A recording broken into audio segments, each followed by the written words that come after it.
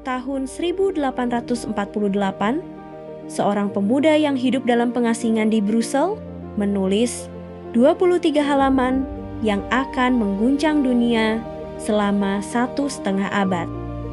Namanya sering dianggap ancaman, dikutuk pemerintah, difitnah kaum borjuis, diusir dari negara ke negara. Tapi pemikirannya membelah dunia jadi dua kubu selama puluhan tahun. Kapitalis lawan komunis. Dan sampai hari ini, teorinya masih diperdebatkan di ruang-ruang kuliah ekonomi di seluruh dunia.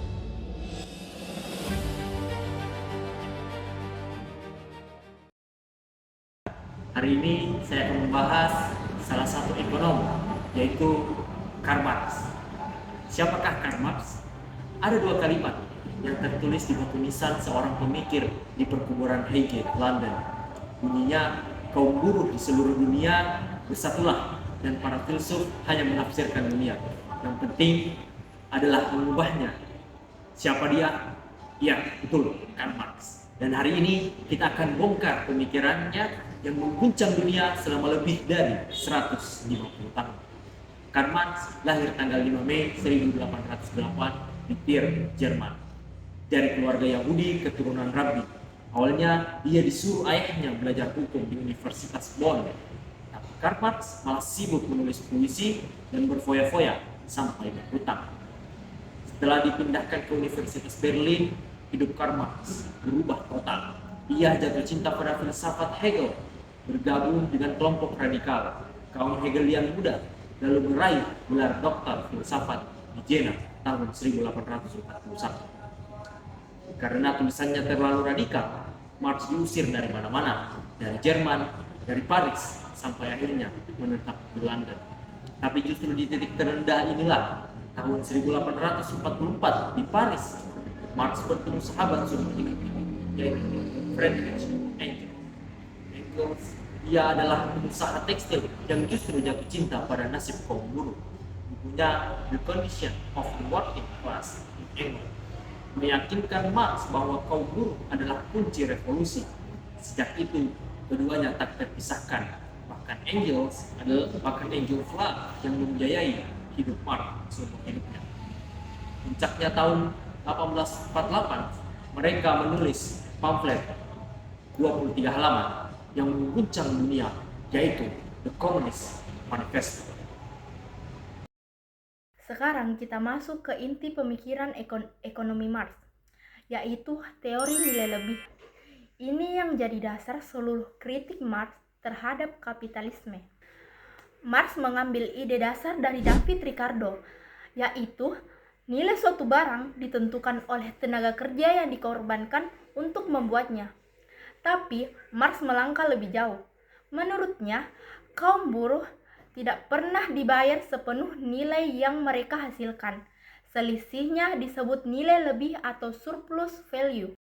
Rumusnya begini: O sama dengan C ditambah V ditambah S, yang dimana O itu output, C itu modal tetap atau seperti mesin dan bahan baku, V-nya itu modal variabel alias upah buruh, dan S nilai lebih atau laba yang diambil kapitalis. Dari sini muncul dua istilah penting. Yang pertama itu rate of profit, yang dimana S dibagi C ditambah V, yaitu tingkat keuntungan kapitalis.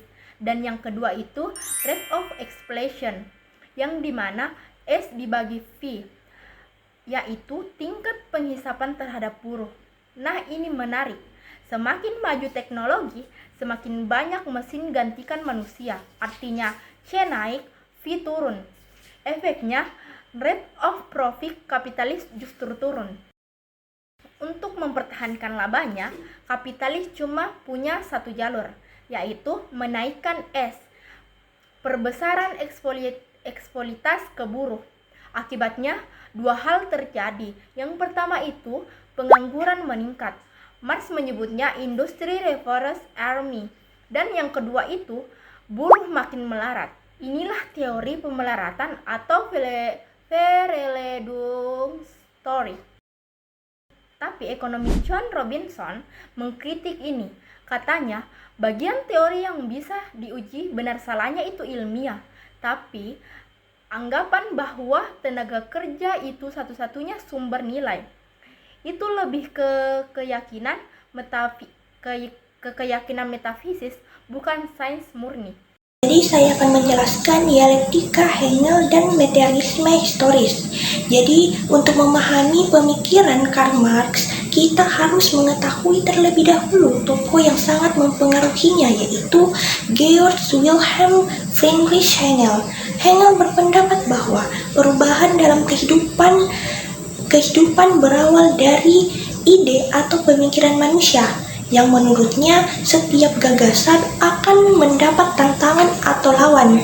Dari pertentangan itu akan muncul gagasan baru yang lebih baik. Jadi proses ini terus berulang sehingga masyarakat terus berkembang. Namun Karl Marx memiliki pandangan yang berbeda. Marx memang menggunakan cara berpikir Hegel, tetapi ia tidak setuju bahwa ide adalah hal yang menentukan. Menurut Marx, yang paling menentukan kehidupan manusia justru kondisi ekonomi atau cara manusia memenuhi kebutuhan hidupnya. Jadi bukan pikiran yang membentuk keadaan ekonomi, tetapi keadaan ekonomilah yang mengaruhi cara manusia berpikir.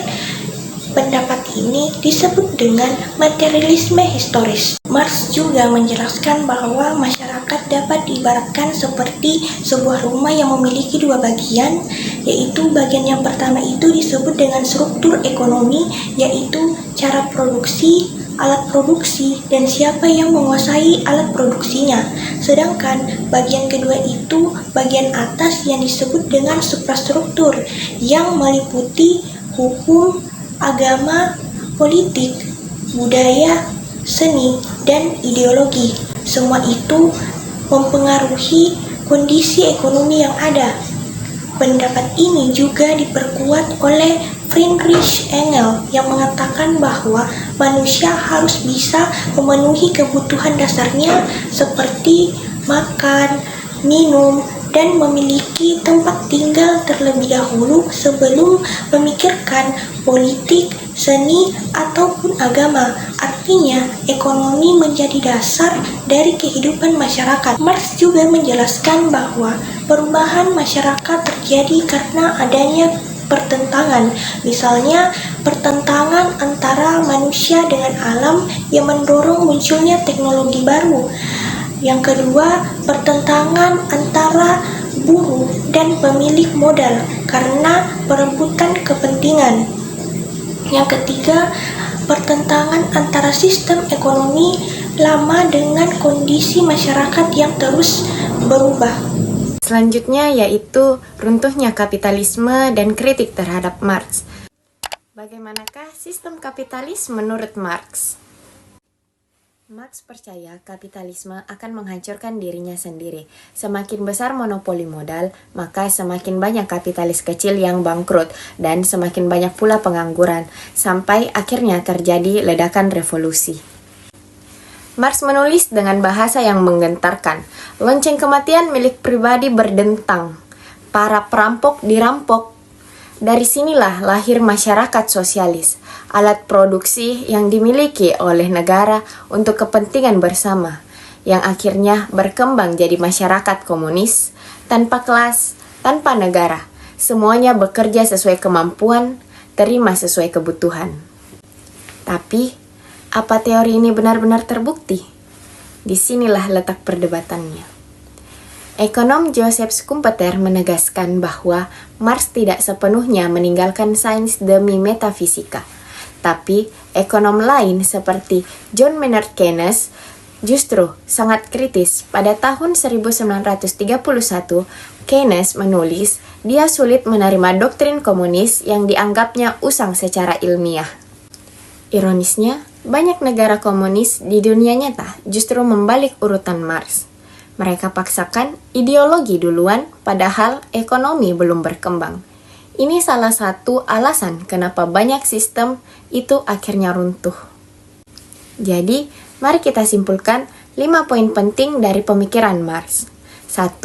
Marx menolak kapitalisme dan yakin akan digantikan oleh sosialisme lalu komunisme. Yang kedua, perubahan masyarakat terjadi karena dua kontradiksi. Yang pertama ekonomi, yang kedua budaya. Pemikiran yang ketiga yaitu Marx percaya ini hukum besi sejarah yang tak terelakkan. Keempat, teorinya optimis sekaligus fatalistis. Pemikiran yang terakhir yang kelima yaitu meski diperdebatkan, pemikiran Marx tetap jadi salah satu pengaruh terbesar dalam sejarah ekonomi, sosiologi, dan filsafat dunia. Suka atau tidak, ide Marx tentang buruh, kapital, dan keadilan sosial masih relevan dibicarakan sampai hari ini.